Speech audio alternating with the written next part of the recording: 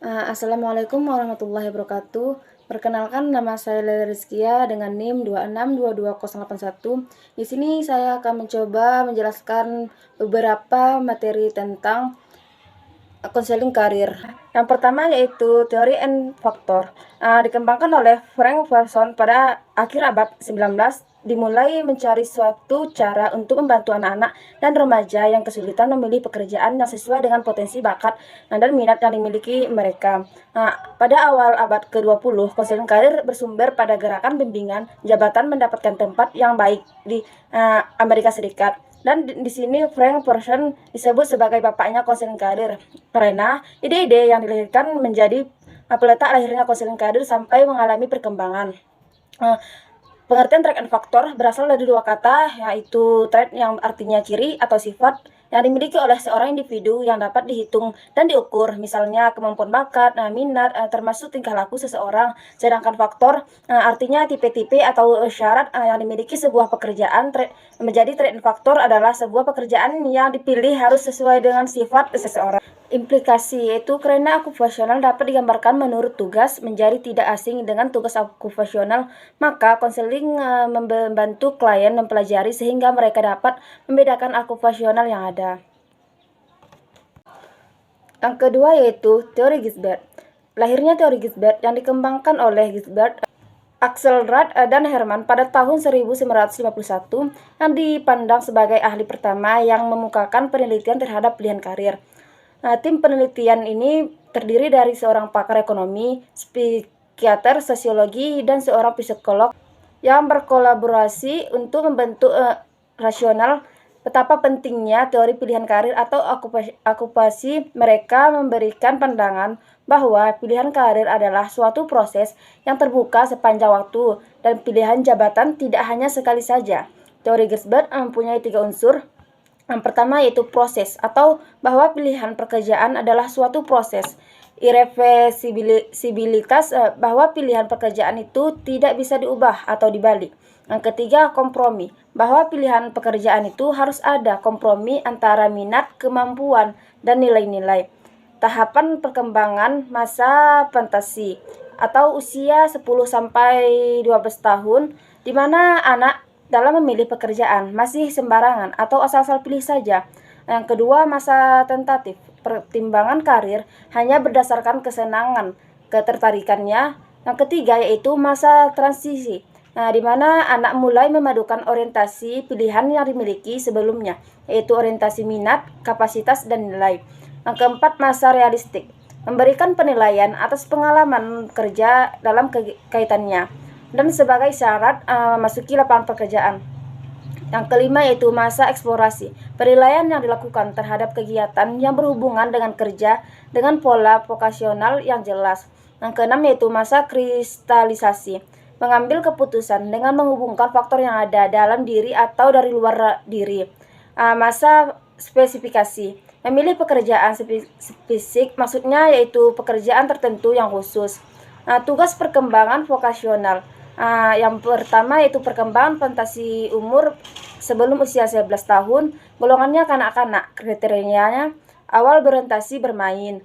Perkembangan tentatif yaitu umur 11-17 tahun, di mana golongan ini remaja awal kriterianya berproses transisi ditandai oleh pengenalan secara gradual terhadap syarat kerja.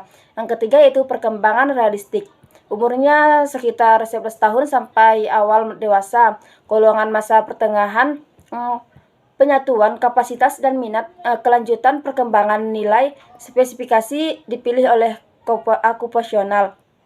Implikasi dalam kegiatan konseling karir, penjelasan yang diberikan mengenai informasi pekerjaan ini bertujuan untuk mengukuhkan pilihan karir. Selanjutnya yaitu teori karir Andrew. Teori karir Andrew adalah sebuah kerangka konseptual yang dikembangkan oleh psikolog Amerika yang bernama Andrew. Teori ini mengaruhi beberapa faktor psikologis dan genetik dalam menentukan pilihan karir seseorang. Menurut Rowe, pengambilan keputusan karir dipengaruhi oleh kebutuhan-kebutuhan dasar individu dan pengalaman masa kecil seseorang. Dalam teori ini, Rowe mengklasifikasikan individu ke dalam 6 bidang karir utama yang mencerminkan perbedaan kebutuhan dan minat individu. Bidang-bidang tersebut meliputi layanan bisnis, organisasi, teknis, kreatif, dan ilmiah. Ia juga menyebutkan bahwa pengalaman masa kecil seperti hubungan dengan orang tua dan peran yang diharapkan dalam keluarga memainkan peran penting dalam pengembangan minat dan kecenderungan karir. Konseling karir yang mengadopsi teori RU dapat membantu individu dengan memahami kebutuhan dan minat mereka, serta membantu mereka mengeksplorasi pilihan karir yang sesuai dengan profil psikologis mereka. Konselor karir juga dapat memberikan dukungan dalam merencanakan langkah-langkah yang diperlukan untuk mencapai tujuan karir. Implikasi teori RU yang pertama yaitu suasana dan sikap keluarga atau orang tua yang diterima anak memberikan pengaruh secara langsung terhadap pemilihan karir anak di masa depan. Oleh karena itu, konselor dapat mengidentifikasi pilihan karir anak berdasarkan suasana dan sikap yang diterima anak dari keluarga atau orang tua. Yang kedua yaitu pilihan karir juga dipengaruhi oleh faktor sosialisasi anak dengan lingkungan, terutama lingkungan keluarga.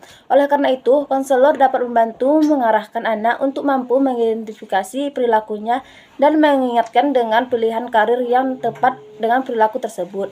Yang ketiga yaitu suasana dan sikap yang diterima dalam keluarga memiliki peran utama terhadap pilihan karir anak berdasarkan suasana karir dengan jenis kelamin. Oleh karena itu, konselor dapat juga memberikan pemahaman kepada orang tua tentang nilai-nilai dan hubungan antara kesesuaian antara jenis kelamin dan karir terhadap pemilihan pekerjaan anak di masa depan. Selanjutnya yaitu konsep dasar teori Holland. Teori Holland lahir memberikan inspirasi baru terhadap perkembangan konseling karir yang ada. Adapun menurut Holland, kepribadian seseorang merupakan hasil dari keturunan dan pengaruh lingkungan. Ada 4 asumsi yang merupakan jantung teori Holland.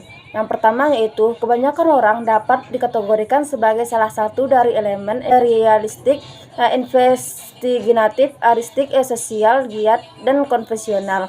Kedua, ada 6 jenis lingkungan yaitu realistik, investigatif, aristik, sosial, giat, dan konvensional. Yang ketiga, orang yang menyelidiki lingkungan yang akan memberikan atau kemungkinan melatih keterampilan dan kemampuannya. Yang keempat, perilaku seseorang ditentukan oleh interaksi antara kepribadiannya dengan ciri lingkungannya.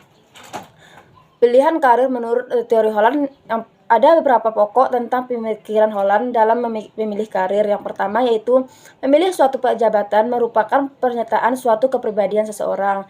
Yang kedua, inventory, minat merupakan inventory kepribadian. Yang ketiga, stereotip vokasional, mempunyai makna psikologis dan sosiologis yang penting dan dapat dipercaya. Yang keempat, individu dalam suatu jabatan atau pekerjaan memiliki kepribadian yang serupa dan kesamaan sejarah perkembangan pribadinya.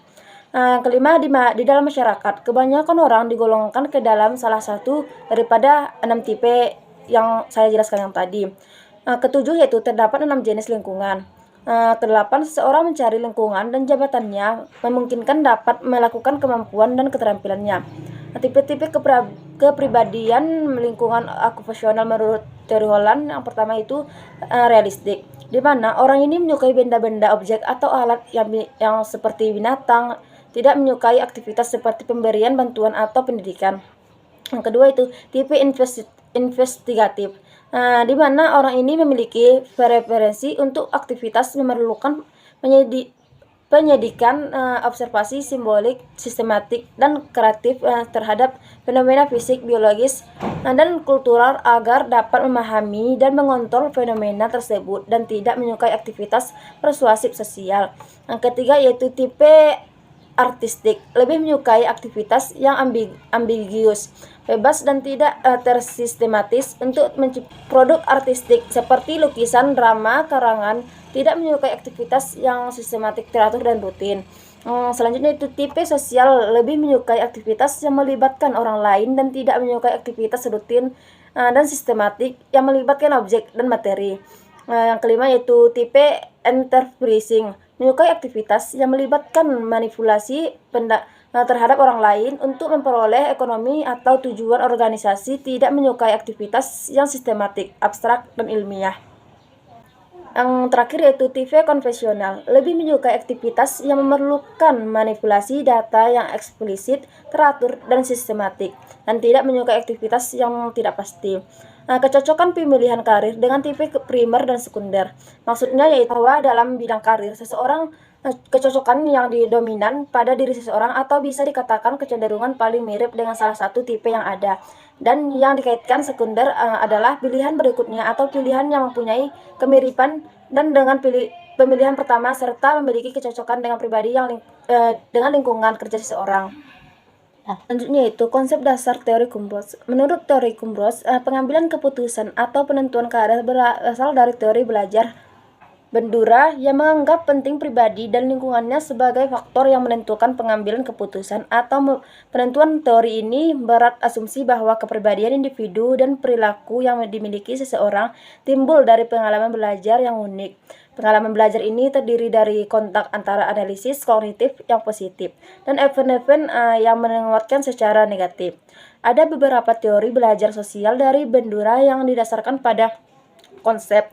Yang kedua itu tanpa reinforcement atau penguatan. Bandura memandang teori Skinner dan Hook yang terlalu bergantung pada reinforcement, sehingga jika setiap unit respons sosial yang kompleks harus diberi penguatan satu persatu, bisa jadi yang pertama itu deterministrasi, menjelaskan bahwa tingkah laku manusia dalam bentuk interaksi timbal balik yang terus-menerus antara determinan kognitif, behavioral, dan lingkungan. Yang kedua, tidak belajar apapun. Yang ketiga itu kognisi dan regulasi diri, menyatakan bahwa individu memiliki kemampuan untuk mengatur diri sendiri, mempengaruhi tingkah laku dengan cara mengobservasi lingkungan dan berpikir secara komprehensif. Faktor yang mempengaruhi proses perkembangan karir Kumbros yang pertama itu faktor warisan genetik dan kemampuan khusus. Individu memiliki kemampuan khusus yang diturunkan oleh orang tuanya. Yang kedua itu faktor kondisi dan peristiwa lingkungan, merupakan faktor dari luar yang mempengaruhi seorang individu dalam perencanaan karirnya. Faktor lingkungan dapat berupa kesempatan pendidikan dan hal yang berada di luar individu dapat mempengaruhi karir individu tersebut. Nah, tiga faktor pengalaman belajar.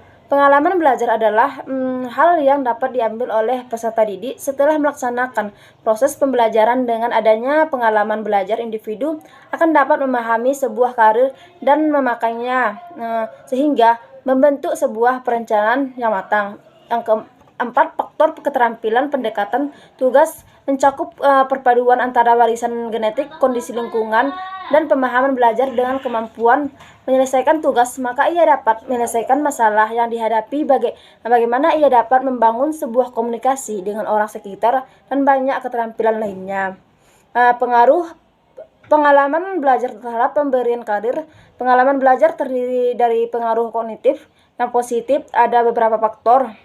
Yang pertama itu atribut pembawaan seperti ras dan hal lainnya. Yang kedua itu kondisi lingkungan sosial seperti kehidupan sosial, pengalaman individu dalam bekerja, pelatih. Yang ketiga yaitu pengalaman belajar di masa lalu. Dibagi menjadi dua tipe, yaitu pengalaman belajar asosiasi, yang mana individu mengamati ketertarikan antara kejadian yang mampu memprediksi segala kemungkinan. Pengalaman belajar secara aplikasi, individu mampu mengaplikasikan di lingkungannya secara langsung dengan hasil yang dapat diobservasi. Yang keempat itu skill dalam pendekatan tugas, berkaitan dengan skill individu dalam melaksanakan tugas melalui pengalaman, bahwasanya seperti pemecahan masalah, kebiasaan kerja mental, respon emosional, serta kognitif. Ada beberapa faktor yang menyebabkan pengaruh primer yang sangat penting dalam penentuan karir. Yang pertama itu self-observation generalization, merupakan belajar individu berdasarkan pada pengalaman hidupnya yang diperoleh lewat vocation, event, atau pengalaman pribadi. Yang kedua itu work view generalization, melihat gambaran lingkungan secara umum dan dipercaya bagaimana dapat berfungsi menurut lingkungan dan menginterpretasikannya. Yang ketiga itu task of work skill, kemampuan kognitif dan performa serta kemampuan untuk menyatu dengan lingkungan.